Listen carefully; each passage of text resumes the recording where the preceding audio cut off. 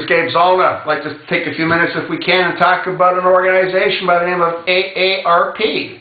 Most senior citizens, anyone over 50 years old, has probably been reached out by them and asked to have them join. And what they do is they offer a variety of programs to all their card members. Now, according to what I've been able to determine, they have in excess of 40 million members. An annual fee is $16. That equates to $640 million in fees alone. Now, that seems like an awful lot of money, but that isn't how AARP makes their money. The way they make their money is through kickbacks.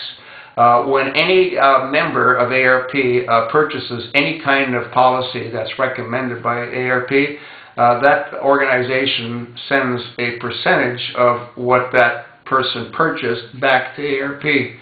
So the $640 million is, with all due respect, chicken feed in comparison to what AARP actually brings in on an annual basis. It's in the multi-billions. Now, what's interesting is that AARP also says that, and they have this on their site, that you have a voice in Washington. Well, you know what, that's true, but it's not the kind of voice we want. And the reason that is because without AARP twisting Ben Nelson's arm, which is what they did, and there's emails to prove that, Obamacare would probably never have been put into effect. And Ben Nelson was more or less coerced into making the decision. He was made an offer that he simply couldn't refuse. Now, what I myself did is when I turned 65, I looked into AARP, and I actually called all of their recommended providers, and in every single case, they were much more expensive than what I presently pay for all the various services that they had offered.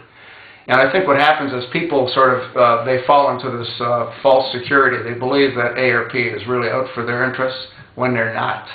Once again, without AARP having twisted Ben Nelson's arm, Obamacare would not be in effect. And once again, they are not your friend. They're not my friend. And it's a simple solution for you to do. Pick up the phone. You know what you're paying through the provider that they recommended. Call anyone else and see what they'll charge you, and it'll be less. And that's how they make their money. So they need to be taught a lesson, and the way they're taught a lesson is, for the seniors out there, cancel your subscription. There's other alternatives. Thank you.